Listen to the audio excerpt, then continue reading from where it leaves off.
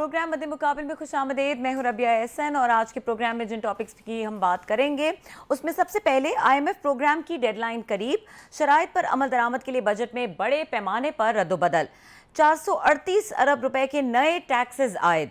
Petroleum levy बढ़ा दी गई, 14,480 अरब रुपए का विफाकी बजट मंजूर। ख्वाजा आसिफ ने चेयरमैन सेनेट मराद बिल की मुखालिफत कर दी। नए टैक्सेस के निफाज के बाद IMF मुआहदे के कितने चांसेस हैं, इसके ऊपर बात करेंगे। इसके अलावा बात करेंगे बलूचिस्तान को फतह करने के लिए नून लीग पीपल्स पार्टी में मुकाबला, मरियम नवाज से जाम कमाल अब्दुल मालिक बलोच की मुलाकातें,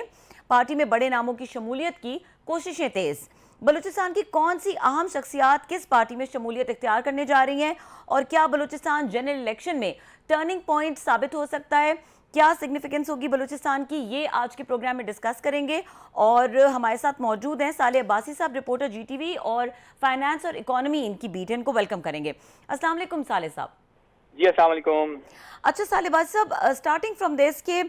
जब बजट कौमी असम्बली में पेश किया गया तो उस वक्त टैक्सेस कितने थे और अब जब ये मंजूर हुआ है तो IMF के कहने पर कितने मजीद टैक्सेस बढ़ा दिए गए हैं? जी thank you for having me. Budget जब कौमी असम्बली में पेश किया गया इब्तदाई तौर पर, तो उसमें 14,460 अरब रुपए का मजमूई तौर पर बजट था और उसमें जो FPR का टारगेट रखा गया था वो 9,200 अरब रुपए का था। लेकिन चूंकि IMF के साथ डील भी इस वक्त जरूरी है और पाकिस्तान का IMF के साथ सीवियर डेड लॉक था, तो उसको ओवरकम करने के लिए IMF के साथ जो गुज़श्ता वजारत खजाना और माशी टीम्स की जो मीटिंग हुई और बिलखुसूस जो प्राइम मिनिस्टर का पेरिस समिट में IMF की MD से जो मुलाकात हुई और उससे कबल भी जो प्राइम मिनिस्टर का जो टेलीफोनिक रब्ता था, उसके बाद वजारत खजाना मजबूर हुई कि IMF की जो नई शराइत हैं उस पर अमल पैरा हो और उस हवाले से बजट में जो 9,200 का FPR का टारगेट था उसको बढ़ाकर 9,415 अरब रुपए कर दिया गया। यानी जो 200 अरब रुपए के नए टैक्सेस आयद हुए थे इब्तदाई तौर पर बजट में, उसको बढ़ाकर जो अब मजमूई तौर पर 415 अरब रुपए तक ले जाया गया है। यानी कि 215 अरब रुपए के इजाफी टैक्सेस जो है वो आयद हुए हैं। इसके अलावा जो हाल ही में हुकूमत ने जो मिनी बजट पेश किया था आज से 4-5 माह कबल, वो उस वक्त तो 170 अरब रुपए का था, जो कहा गया था कि इससे करंट जो माली ईयर है उसको यहाँ तक महदूद रखेंगे। लेकिन अब बजट में हुकूमत ने ये किया है कि वो जो 170 अरब रुपए की अमाउंट है वो टैक्सेस आगे भी कंटिन्यू करेंगे। यानी पूरा जो फिस्कल ईयर है आइंदा माली साल का, उसमें वो टैक्सेस जो है वो जारी रहेंगे। तो उसकी जो अमाउंट बनती है वो 500 अरब रुपए है। 500 वो और 400 जो है वो 15 से 38 अरब रुपए की अमाउंट ये है। तो ये मजमूई तौर पर जो अगले साल नए जो टैक्सेस होंगे ये रकम बन जाती है 938 अरब रुपए। तो ये एक बहुत बड़ा एक टैक्सेस का तूफान है आवाम के लिए और हुकूमत अब ये कोशिश कर रही है कि ये तमाम तर जो चीजें हैं इसको IMF के साथ शेयर करे और ताकि IMF के साथ एग्रीमेंट हो जाए। अभी जो रिसेंटली जो अमेंडमेंट्स हुई हैं गुज़श्ता रोज से, उसका अगर जिक्र करें तो हुकूमत ने जो मुख्तलिफ ब्रांड्स के जो जूसेस हैं उस पर FED जो है वो 10% से 20% तक बढ़ाई है। इसके अलावा जो यूरिया जो खाद है उस पर जो है वो 3 रुपए पर किलो के हिसाब से, केजी के हिसाब से जो है वो टैक्स आयद हुआ है, जो कि 5% बनता है। और उस मद में हुकूमत को कोई 35 अरब रुपए की टैक्स आमदन की जो है वो उम्मीद है। इसके अलावा जो इस ब्रेकडाउन पे मैं आती हूँ, इस ब्रेकडाउन में कुछ इंपॉर्टेंट पॉइंट्स हैं, जो कुछ कंसर्न्स हैं, आम लोगों के भी कंसर्न्स हैं, वो डिस्कस करते हैं। सर ये बताइएगा कि ये जो IMF के साथ हमारे कोई मामलात किसी हद तक नहीं पहुंच रहे हैं या कुछ पिक्चर नहीं क्लियर हो रहा, ये जियोपॉलिटिक्स है या हमने IMF की कुछ इंस्ट्रक्शंस या उनकी कुछ शराइत हैं वो नहीं मानी है? देखिए, हमारी हुकूमत ने, माशी टीम ने तो इस पर विक्टिम कार्ड खेला और पहले ये कहा जाता रहा कि पाकिस्तान के खिलाफ कोई आलमी साजिश हो रही है, IMF पाकिस्तान को तनहा करने की कोशिश कर रहा है। ये सारी स्टेटमेंट वज़ीर खजाना इसहाक डार ने बीट रिपोर्टर्स के साथ मुलाकात में बारहा इनका जिक्र किया और फिर ये भी कहा गया कि IMF हमारे साथ जियो पॉलिटिक्स कर रहा है। लेकिन हमने इकोनॉमी सेक्टर्स को अगर हम देखें तो IMF की जो डिमांड थी वो शुरू से हुकूमत काफी हद तक कवर तो की थी, लेकिन मुकम्मल तौर पर अभी तक IMF की शराइत पर अमल दरामद नहीं किया गया था। और उसकी जो रिसेंट एग्जांपल है वो ये बजट था, क्योंकि बजट में 14,460 अरब रुपए के बजट में से 6,000 से 7,000 अरब रुपए का बजट खसारा है और इतने बड़े बजट खसारे के साथ हुकूमत ने 1150 अरब रुपए का PSDP जो कि तरक्याती बजट है वो दिया। तो ये सारे जो इक़दाम थे ये IMF की जो शराइत थी उसके अगेंस्ट थे। तो इस हवाले से जो है वो आईएमएफ की डिमांड्स पर पूरा अमल नहीं किया जा रहा था। और फिर जो बैरूनी फाइनेंसिंग का मामला था उस पर भी आईएमएफ ने 30 जून तक पाकिस्तान को 6 अरब डॉलर के जखायर जो है वो शो करने की कहा था, लेकिन हमारे पास इस वक्त जो जखायर हैं वो स्टेट बैंक के कोई 3 अरब और 51 करोड़ डॉलर के हैं। तो ये जो टेक्निकल चीजें देखें तो हुकूमत ने आईएमएफ की जो मुकम्मल जो शराइत हैं वो मीट नहीं की थी। गो के अवाम पर टैक्सेस की भरमार जरूर हुई, लेकिन अभी भी किसी हद तक इस पर जो है वो चीजें रहती थी जो हुकूमत कर सकती थी। अब जो प्राइम मिनिस्टर साहब की खुद जाती दिलचस्पी के बाद वजारत खजाना ने 24 घंटों के अंदर आईएमएफ की तकरीबन सारी शराइत पर अमल दरामद किया है, जिससे ये शो होता है कि अगर इनकी यही विल माजी में भी रहती, इसको विक्टिम कार्ड खेलने की बजाय अगर इस पर तवज्जो दी जाती तो आईएमएफ के साथ जो एग्रीमेंट है वो बजाय एंड में होने के पहले हो जाता है। क्योंकि 2019 में जो तोसी फंड सहूलत, जिसको एक्सटेंडेड फंड सहूलत कहते हैं, वो प्रोग्राम जो हुआ था पीटीआई गवर्नमेंट में, तो वो प्रोग्राम 30 जून को 2023 को खत्म होना है। पिछले साल खत्म हो गया था, लेकिन फिर मिफ्ता इस्माइल साहब ने एक साल को के लिए एक्सटेंड किया था। तो अब चंद दिन बाकी हैं 30 जून तक इस प्रोग्राम को। तो अब हुकूमत ने शराइत तो मुकम्मल कर ली हैं, लेकिन जो आईएमएफ के साथ अभी स्टाफ लेवल एग्रीमेंट होना है और फिर स्टाफ लेवल एग्रीमेंट के बाद जो एग्जीक्यूटिव बोर्ड की मीटिंग होती है उसको कम से कम अब 15 दिन चाहिए होते हैं। तो अब देखना यह है कि क्या आईएमएफ कोई खुसूसी तौर पर एग्जीक्यूटिव बोर्ड की मीटिंग कॉल करेगा या पाकिस्तान के लिए। मोर ओवर साले, अगर हम ये कहें, हैविंग सेड दैट, जो सारी चीजें आपने बताई हैं,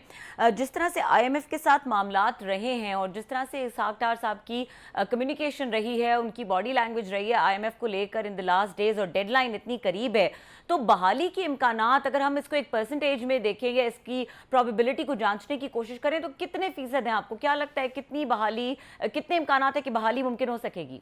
जी, अब तो काफी जो है वो इम्कानात रोशन हो गए बहाली के, क्योंकि आईएमएफ के साथ 3 रोज से वजारत खजाना वर्चुअल मीटिंग में है और हमारे सीनियर जो है वो जराए ने इस बात की तस्दीक की है कि आईएमएफ पाकिस्तान के जो अब तक के रीसेंट इक़दाम हैं कल परसों के, उस पर इजहार इत्मीनान किया गया है और अब काफी चांसेस हैं कि पाकिस्तान के साथ जो है आईएमएफ प्रोग्राम का जो 9th रिव्यू है वो मुकम्मल हो जाए। इस हवाले से जो अब staff level agreement next step है और ये कभी इम्कान है अब के आईएमएफ के साथ अगले कुछ दिनों में जो है वो स्टाफ लेवल एग्रीमेंट हो जाएगा। और फिर जराए ये बात कर रहे हैं कि खुसूसी तौर पर एग्जीक्यूटिव बोर्ड की मीटिंग बुलाई जा सकती है या पाकिस्तान के साथ जो 9th रिव्यू है उस प्रोग्राम की जो मुद्दत है उसको एक्सटेंड भी किया जा सकता है। तो अब इम्कानात काफी रोशन हो गए हैं, क्योंकि जो एमनेस्टी थी। अच्छा, मूविंग फॉरवर्ड सोले, अगर हम ये कहें कि अगर आईएमएफ के साथ मामला तय पा जाते हैं तो क्या लगता है कोई मिनी बजट आ सकता है दोबारा?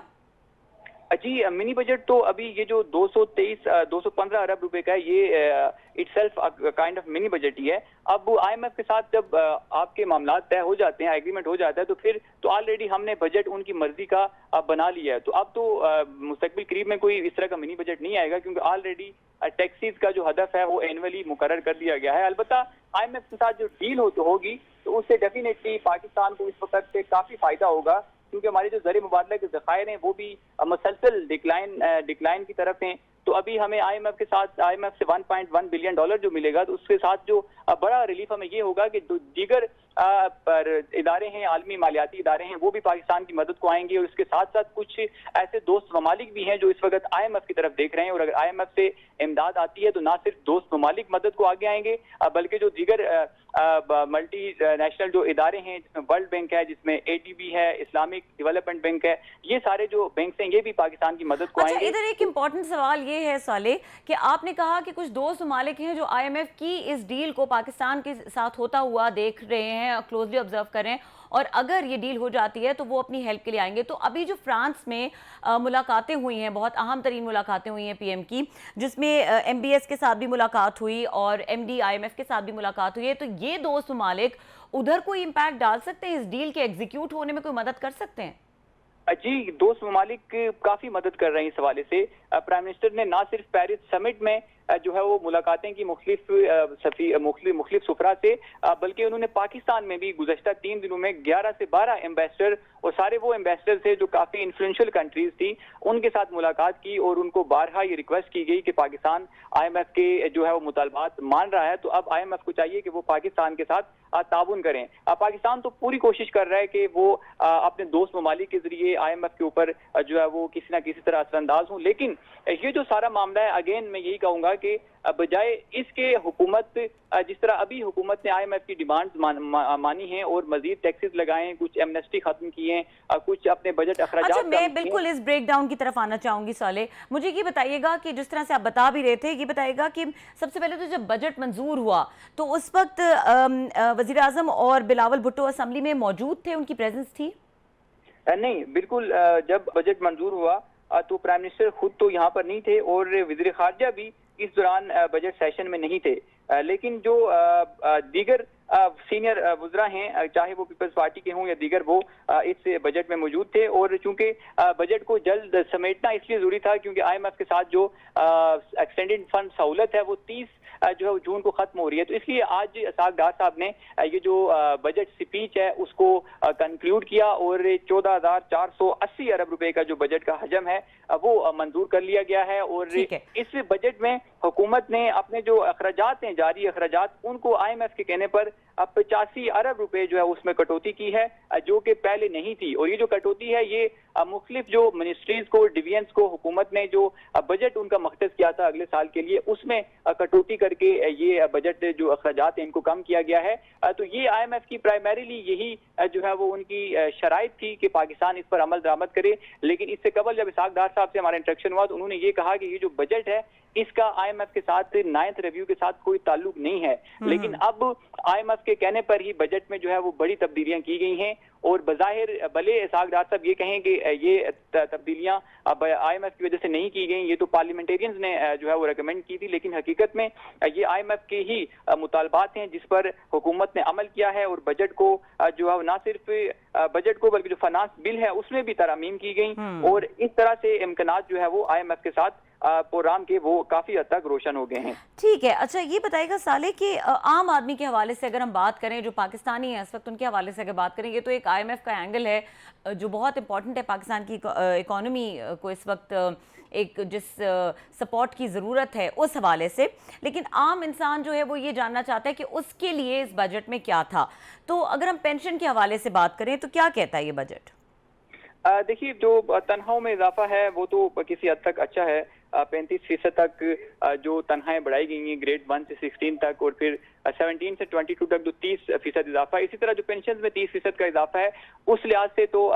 ये किसी हद तक अच्छा है। लेकिन जो इस वक्त मुल्क में महंगाई की शरह है वो रिकॉर्ड सतह पर है। जो कोर इन्फ्लेशन है वो भी इनफैक्ट 26 और 27% तक जा पहुंची है। जो SPI के नंबर्स हैं वो 38% तक जा पहुंचे हैं। तो जिस कदर महंगाई है उस तनासुब से बिल्कुल तनख्वाहें और सैलरीज नहीं बढ़ी। अभी भी जो आम आदमी की कुव्वत खरीद है वो बहुत कम है। और एक और अहम चीज जो बजट में हुकूमत ने अमेंड की है वो है पेट्रोलियम डेवलपमेंट लेवी। तो 10 रुपए डीजल पर भी और पेट्रोल पर भी जो लेवी है वो बढ़ेगी, तो जिसका डेफिनेटली इम्पैक्ट आम जो है वो आदमी तक आएगा। तो पेट्रोलियम मसनूआत की कीमतें भी आने वाले दिनों में बढ़ेंगी और जो दीगर टैक्सेस हैं उनका भी डेफिनेटली जो अल्टीमेटली जो इम्पैक्ट होगा वो कॉमन मैन पर आएगा। तो सिवाय तनख्वाहों में इजाफे के और जो कम से कम उजरत मुकर्रर की गई है 32,000 रुपए, उसके अलावा कोई major relief I would say कि आम आदमी के लिए नहीं है, क्योंकि इस वक्त जो माशी सूरत हाल है वो कुछ हुकूमत को अलाउ भी नहीं कर रही कि वो बड़ा रिलीफ आवाम को दे सकें, क्योंकि ये 7,000 अरब के करीब जो खसारे का बजट है, जो कि बहुत बड़ा खसारा है। यानी हुकूमत को आइंदा माली साल के निजाम चलाने के लिए एक बड़ी पैमाने पर कर्जा लेना पड़ेगा, उधार लेना पड़ेगा। तो इस सारे तनाजुर में इतना कोई बड़ा रिलीफ बनता भी नहीं था, लेकिन फिर भी जो तनख्वाहों की मद में या जो IT सेक्टर है उसको रिलीफ दिया गया है, कुछ जो एक्सपोर्टर्स हैं उनको रिलीफ दिया गया है, फिर जो नौजवान हैं उनके लिए कोई 80 अरब रुपए के लगभग के मंसूबे हैं, जिसमें जो वर्किंग लेडीज हैं उनके लिए सिक्योरिटीज लाई जाएंगी, नौजवानों को सस्ते कर्जे फराम किए जाएंगे। जो नौजवान आगे बिजनेस करना चाहते हैं उनको टैक्स छूट दी जाएगी। तो ये कुछ अच्छी चीजें भी हैं, लेकिन ब्रॉडर पिक्चर अगर आपके सामने रखें तो मौजूदा माशी जो हालात हैं वो हुकूमत को अलाउ भी नहीं करते, और उसी तरह से जो बजट है वो कोई इतना आवाम दोस्त बजट नहीं है, क्योंकि उसमें एक बड़े पैमाने पर टैक्सेस भी हैं, और फिर IMF को राजी करने के लिए एक ऐसे बजट की ही जो है वो तवक्को थी हमें। अच्छा, ये जितनी अमेंडमेंट्स का आप जिक्र कर रहे हैं, तरमीम का आप जिक्र कर रहे हैं, ये बताइएगा कि कितनी एक तरमीम थी जो कि इसमें की गई, और ऑपोजिशन की तरफ से भी कुछ अमेंडमेंट्स थी जो सजेस्ट की गई? जी, अपोजिशन ने जो फाइनेंस कमेटी है सेनेट की और नेशनल असेंबली की, वहां पर काफी रिकमेंडेशन सामने आई, और उसमें जो सबसे बड़ी सबकी एक ही मुतफिका तजवीज़ थी वो यही थी कि आपका जो एक्सपोर्ट सेक्टर है उसको रिलीफ दिया जाए और जो IT सेक्टर है उसको रिलीफ दिया जाए। तो वो भी कुछ चीजें पहले से ही बजट में शामिल थी, लेकिन अभी जो IMF के कहने पर अमेंडमेंट्स हुई हैं वो सबसे पहले तो 200 जो 23 अरब रुपए के जो है वो कमोबेश नए टैक्सेस लगे हैं, और उसमें अगर जिक्र करें तो जो प्रॉपर्टी का सेक्टर है, प्रॉपर्टी फाइल्स जो हैं उनकी लेन देन पर जो टैक्स है उसको 2% कर दिया गया है, और इस मद में हुकूमत को कोई 15 अरब रुपए का जो है वो नेट इनकम की तवक्को है। इसके अलावा जो एनुअली इनकम टैक्स है वो भी बढ़ा दिया गया है। मंथली 2 लाख रुपए जो कमाते हैं उन पर जो टैक्स की शरह है वो 2.5% कर दी गई है, यानी एनुअली जिनकी 24 लाख की इनकम है उन पर भी जो है वो 2.5 जो है वो पर मंथ उन पर टैक्स आयद होगा। इसके अलावा जो 2000 सीसी से अबव व्हीकल्स हैं उनकी ना सिर्फ इंपोर्ट पर जो है वो एक्स्ट्रा जो है वो ड्यूटी पे करनी पड़ेगी, बल्कि लोकली भी इन गाड़ियों पर टैक्स आयद किया गया है। जो खाद है उस पर भी 5% यानी 3 रुपीज जो है वो पर केजी उस पर टैक्स आयद किया गया है। इसके अलावा जो मुख्तलिफ ब्रांड्स के जूसेस हैं उन पर जो है वो टैक्स आयद किया गया है। 20% FED हुकूमत जो है वो इस पर आयद करेगी। फिर जो अहम चीज है वो है जो तवानाई, काबिल तजदीद तवानाई की तरफ बढ़ने का हुकूमत का प्रोग्राम है, और जो पुरानी टेक्नोलॉजी पर बने पंखे हैं और जो बल्ब हैं उन पर भी यकम जनवरी 2024 से टैक्स आयद होगा। 6 माह का हुकूमत ने उस सेक्टर को वक्त दिया है कि आप अपनी जो टेक्नोलॉजी है उसको अपग्रेड करें। अगर वो अपग्रेड ना हुई तो फिर यकम जनवरी 2024 से उस पर भी जो है वो पर पंखा 2000 रुपए जो है वो टैक्स आयद होगा, जबकि जो बल्ब है पुरानी टेक्नोलॉजीज के उस पर 20% जो है वो टैक्स होगा। तो ये कुछ अहम चीजें हैं जो हुकूमत ने IMF की जो कहने पर प्रोग्राम बहाली की शर्त पर हुकूमत ने इन 3 दिनों में जो है वो की हैं। इससे कबल जो FBR की जानिब से बजट फाइनेंस बिल पेश किया गया था, जो जिसके बाद जो शुरू में पेश किया गया था उसमें टैक्स जो है वो 200 अरब रुपए का था, लेकिन अभी मजीद 215 रुपए ऐड हो गए हैं और ये मजमूई तौर पर 415 अरब रुपए, और फिर जो 500 अरब मिनी बजट के टैक्सेस थे वो भी कंटिन्यू की जाएंगे। तो ये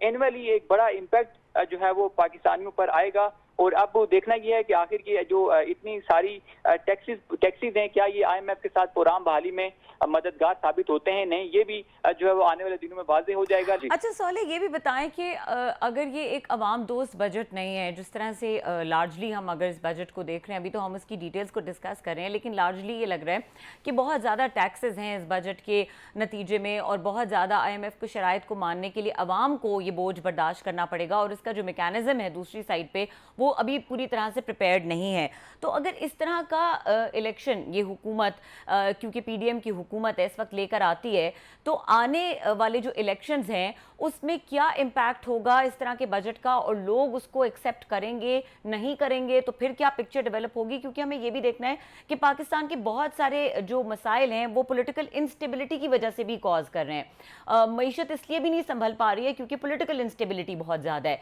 तो क्या लगता है कि लोग इस बजट को एक्सेप्ट करेंगे अगर हम इलेक्शन के पर्सपेक्टिव से देखें?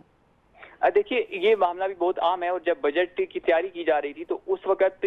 मिनिस्ट्री ऑफ जो फाइनेंस है वो एक तरफ थी और जो सियासी जमातें हैं वो एक तरफ थी। सियासी जमातें जो कोलिशन गवर्नमेंट की हैं उनका ये मुतालबा था कि ये चूंकि election most probably election year budget होना है तो आप इसमें आवाम को ज्यादा से ज्यादा रिलीफ दें। लेकिन ऑन द अदर हैंड जो फाइनेंस मिनिस्ट्री के ऑफिशियल थे, सेक्रेटरी खजाना थे या दीगर जो मुतल्लिका जिम्मेदारान हैं, उन्होंने इस हवाले से काफी जो है वो इत्तेहादियों को इसाक डार साहब के जरिए ये कन्विंस करने की कोशिश की कि हम इतना अवाम दोस्त बजट पेश नहीं कर सकते, क्योंकि पाकिस्तान को इस वक्त माशी तौर पर अलाउ नहीं है कि इस कदर जो है वो लोगों को रिलीफ दे। लेकिन चूंकि आफ्टर ऑल हुकूमत ने जो है वो सियासी नुक्ता नजर से भी काम करना होता है, तो फिर जो बजट में ये जो तनख्वाहों वाला मामला है, जो 35% तनख्वाहें, वो एक अच्छा इजाफा जिसको कहा जा रहा है, ये जो फैसला था ये इलेक्शन के पेश नजर ही था। और फिर जो तरक्याती बजट है जो 1150 अरब रुपए, जिसमें 950 अरब रुपए पीएसडीपी के तहत खर्च होंगे और 150 अरब रुपए पब्लिक प्राइवेट पार्टनरशिप के तहत खर्च होंगे, ये जो बड़ी रकम है जो पाकिस्तान की तारीख में कभी नहीं रखी गई। ये दो जो फैसले हैं ये इलेक्शन ईयर को मद्देनजर रख के किए गए हैं। और ये याद रहे कि ये जो सूबों को बजट मुंतकिल हुआ है, पंजाब और केपी को, ये 4-4 महीने का बजट है। तो यानी अगर उनका पूरे साल का बजट ऐड कर दिया जाए तो ये जो आपका तरक्याती बजट हो जाएगा ये 1600 अरब तक जा पहुंचेगा। तो ये जो दो चीजें हैं ये बजट इलेक्शन ईयर बजट को ही कंसीडर की गई हैं, लेकिन उतना बड़ा इम्पैक्ट नहीं इसलिए आ सका क्योंकि ठीक है, इम्पैक्ट कैसा आएगा ये तो इलेक्शंस में पता चलेगा, जो आने वाले इलेक्शंस हैं अगर वो होते हैं। इंपॉर्टेंट सवाल तो इस वक्त ये है। बहुत शुक्रिया, साले अब्बासी हमारे साथ मौजूद थे और बड़ी डिटेल से उन्होंने हमें इंसाइट दी बजट के मामले पर और IMF के साथ पाकिस्तान की जो डील रुकी हुई है उस मामले पर। यहाँ पे वक्त हुआ एक ब्रेक का और ब्रेक के बाद डिस्कस करेंगे कि बलूचिस्तान की क्या सिग्निफिकेंस हो सकती है आने वाले दिनों में, और खास तौर में अगर जनरल इलेक्शन होते हैं तो क्या ये कोई टर्निंग पॉइंट साबित हो सकता है, इसमें कोई ऐसा रोल प्ले कर सकता है जो सब चीज़ों को अपसेट कर दें या सेट कर दें। तो इसको डिस्कस करेंगे ब्रेक के बाद। हमारे साथ मौजूद होंगी ब्यूरो चीफ क्वेटा बुशरा साहिबा, बुशरा कमर साहिबा, उनके साथ डिस्कशन करेंगे। हमारे साथ रहिए।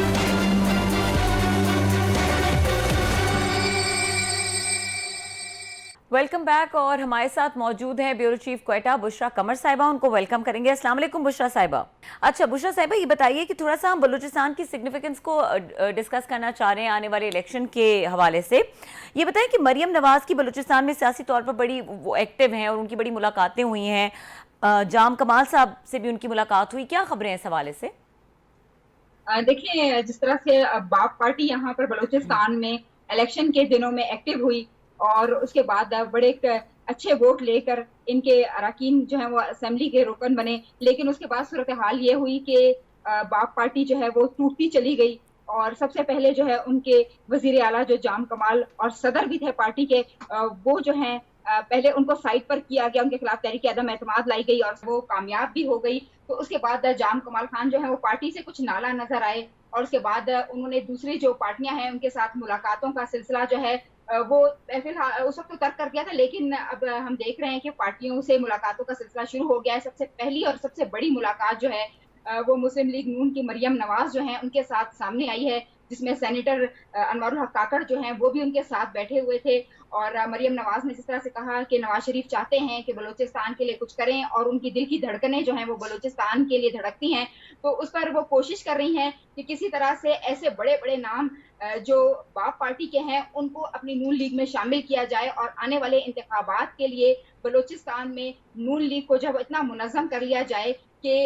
ज्यादा से ज्यादा सीटें जो हैं बलूचिस्तान में भी नून लीग हासिल कर सके। लेकिन इसके मुकाबले में अगर हम देखें तो पीपल्स पार्टी में बड़ी तादाद में लोग जो हैं वो शमूलियत कर रहे हैं बाप पार्टी के, जिनमें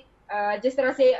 जो है ज़हूर बुलेदी जो है उनका नाम सामने आया, सलीम खोसा, आरिफ हसनी जो है वो पीपल्स पार्टी में जो है गए और शमूलियत का ऐलान भी उन्होंने बाकायदा तौर पे कर दिया। तो उससे ये सूरत हाल नजर आ रही है कि बाप पार्टी के कुछ लोग जो है वो नून लीग की जानिब और कुछ लोग जो हैं वो पीपल्स पार्टी की जानिब जा रहे हैं। तो मरियम नवाज की इस मुलाकात के बाद अब तवक्का ये की जा रही है कि जाम कमाल शायद पीपल्स पार्टी से भी मुलाकात करेंगे और जहां से उनको एक अच्छा पॉजिटिव रिस्पांस मिलेगा वो वही पार्टी ज्वाइन करेंगे। लेकिन नून लीग की कोशिश है कि वो अपने पास आने वाले जो अरकान हैं उनको किसी तरह से नाराज ना करें, उनके तहफ़्फ़ुज़ात दूर किए जाएं और अपने कदम जो है वो बलूचिस्तान में बहुत मजबूत कर लिए जाएं। अच्छा, अगर कंपैरेटिवली बात करें पीपल्स पार्टी की और नून लीग की तो ज़्यादा, क्योंकि पीपल्स पार्टी भी गुज़िश्ता दिनों में एक्टिव रही है और काफ़ी मुलाकातें हुई हैं, तो बताएं कौन कौन से लोगों की कौन कौन सी और पार्टीज़ हैं या अहम शख्सियात हैं बलूचिस्तान की जिन्होंने मुलाकातें की पीपल्स पार्टी से, और कंपैरेटिवली इन दोनों की एक्टिविटीज़ में ज़्यादा मौसर और ज़्यादा एक्टिव किसकी लग रही हैं? देखिए, सबसे ज्यादा इस वक्त एक्टिव जो सूरत हाल लग रही है वो पीपल्स पार्टी की लग रही है, क्योंकि पीपल्स पार्टी में हमने सूरत हाल ये देखी कि नून लीग से सबसे बड़ा नाम जो उनके सूबाई सदर थे सनाउल्लाह जहरी, वो पहले जो है नून लीग से निकलकर पीपल्स पार्टी में चले गए और बाकायदा कोयटा में एक बहुत बड़ा शमूलियती प्रोग्राम जो है उन्होंने 1 साल पहले कोयटा में मुनक्किद किया और बहुत सारे लोगों के साथ जो है उन्होंने पीपल्स पार्टी ज्वाइन की, जिसके बाद जो है एक के बाद एक मुख्तलिफ पार्टियों से लोग जो है वो निकल कर पीपल्स पार्टी का हिस्सा बनते चले गए। तो यहाँ बलूचिस्तान में नून लीग जो है वो कमजोर, पहले भी कमजोर थी, मजीद भी कमजोर पड़ती गई, लेकिन अब जो है वो नून लीग की जानिब से कोशिश की जा रही है कि पीपल्स पार्टी की निस्बत नून लीग को जो है वो यहाँ पर नून लीग अपने कदम जमा ले। लेकिन हम ये देख रहे हैं कि पीपल्स पार्टी जो है वो भी पीछे नहीं हट रही और वो कोशिश कर रही है कि अपने जो तमाम ऐसे लोग हैं जो मुख्तलिफ पार्टियों से नाराज हुए में हैं उन्हें बुलाया जाए बिलावल हाउस में, और बाकायदा तौर पे खुद आसिफ अली जरदारी जो है वो बिलावल हाउस में उन तमाम नाराज अराकीन से जो है वो मुलाकातें कर रहे हैं और उन्हें कन्वेंस करने के बाद शमूलियत भी जो है उनकी मुमकिन बना रहे हैं। जिस तरह से मैंने आपको बताया कि बाप पार्टी के जहूर बुलेदी हैं, सलीम खोसा हैं और इसके अलावा आरिफ मोहम्मद हसनी, ये बहुत बड़े बड़े नाम हैं जो इस वक्त अराकीन असेंबली भी हैं और इनका बलूचिस्तान में एक जो है एक अच्छा वोट बैंक भी है। तो इन्हें जो है उन्होंने अपनी पार्टी में बाकायदा तौर पर शमूलियत उनकी कर ली है और इन्हें टास्क दिए हैं कि बलूचिस्तान में अपने इलाकों में जाकर मजीद लोगों को कन्वेंस करें और जब इलेक्शन के दिन आए तो गहमा गहमी जो पीपल्स पार्टी की बहुत अच्छी हो और ज्यादा से ज्यादा सीटें जो हैं और वोट जो हैं वो पीपल्स पार्टी बलूचिस्तान से भी हासिल कर सके। तो अब जिस तरह से मरियम नवाज ने भी कोशिशें बलूचिस्तान के लिए शुरू कर दी हैं, तो उम्मीद ये की जा रही है कि बलूचिस्तान में नून लीग भी अब आहिस्ता आहिस्ता सरगर्मियां अपनी जारी रखे हुए है और मजीद तेज करेगी और उसके बाद एक बड़ा जलसा जो है वो नून लीग की जानिब से किया जाएगा। और उम्मीद ये भी जाहिर की जा रही है कि शायद मरियम नवाज जो है वो कोयटा आए, बलूचिस्तान आए और यहाँ आकर एक बहुत बड़ा जलसा करें जिसमें जो है फिर कुछ मजीद नाम जो हैं वो भी सामने आने के जो है इम्कानात हैं। अच्छा, चांसेस क्या लग रहे हैं बुशरा? अगर फिर मैं एक थोड़ा सा a little bit of repeat हो जाएगा, लेकिन ये कि थोड़ा सा अगर वाज़े तौर पे बताएं कि जो मकामी जमातें बलूचिस्तान की वो आपस में इत्तेहाद कर सकती हैं या लगता है कि किसी बड़ी सियासी जमात में जम हो जाएंगी, वेदर इट्स पीपल्स पार्टी और इट्स PMLN, कोई भी एक बड़ी पार्टी का इंतखाब करेंगी या आपस में अलायंस क्रिएट करेंगी? देखिए इस दफा जो है वो सियासी सूरत हाल यही बता रही है कि मरकज में भी जो हुकूमत आएगी वो पीपल्स पार्टी और नून लीग के दरमियान जो है वो सख्त इलेक्शन होंगे और इन्हीं में से कोई एक पार्टी जो है मरकज में अपनी जगह बना सकेगी। तो बलूचिस्तान में जो यहाँ की कौमी जमातें हैं वो कोशिश यही करेंगी कि जो सबसे ज्यादा अक्सरियत से आएगी उस पार्टी का साथ देंगी और उन्हीं के साथ जो है वो आगे भी चलेंगी। तो जिस तरह से पहले अतवार में हमने देखा कि बलूचिस्तान में नून लीग की जो है वो बलूचिस्तान से इतनी खास सीटें नहीं थी, लेकिन पीपल्स पार्टी जो है वो काफी सीटें लेकर आई। तो इस वक्त हम रुझान यही देख रहे हैं कि पीपल्स पार्टी की तरफ जो है वो ज्यादा झुकाव नजर आ रहा है और अगर जो है वो पीपल्स पार्टी जीत कर आती है तो ज्यादा बलूचिस्तान की जो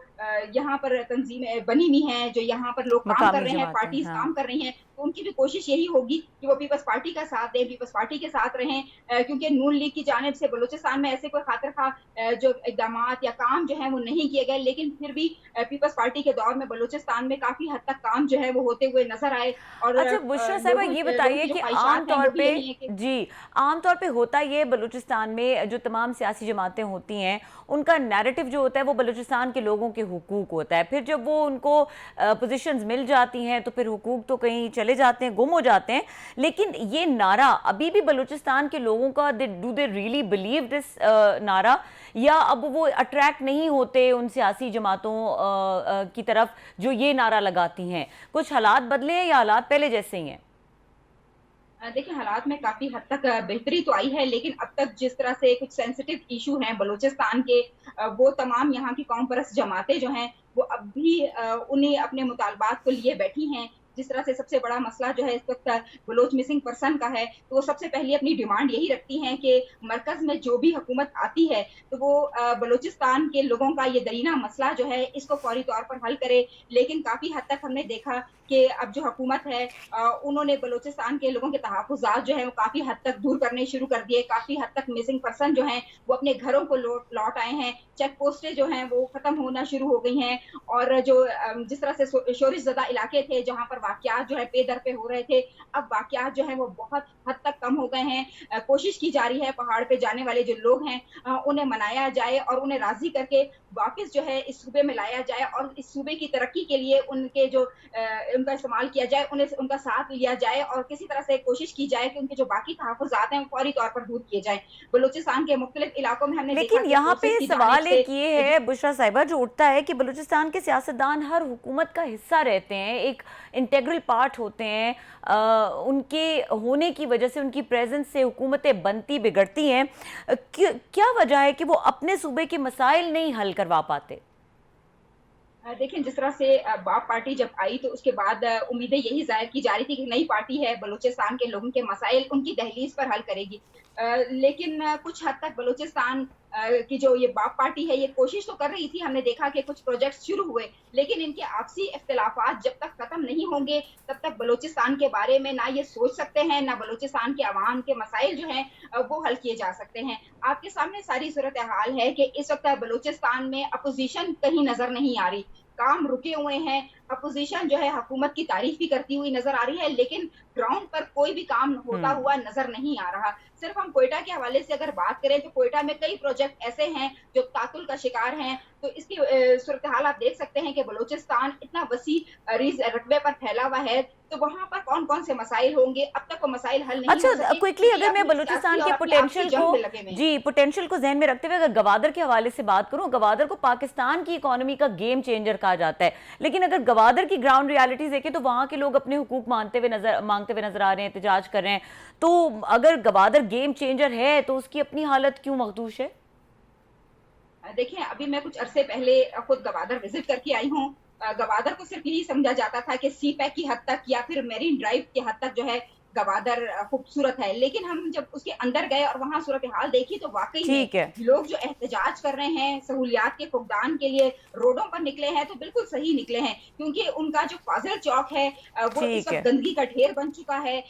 और इसके अलावा वहाँ बिजली के बहुत ज्यादा इशू हैं, एजुकेशन के इशू हैं, ठीक है। अस्पताल के इशू हैं, बहुत सारे ऐसे मसले मसाइल हैं इश्यूज तो और भी हैं बिल्कुल बुशरा साहिबा, लॉ एंड ऑर्डर के ऊपर भी बात करनी थी, लेकिन प्रोग्राम का वक्त खत्म हो गया है। देखने के लिए शुक्रिया, इजाजत दीजिए, अल्लाह हाफिज।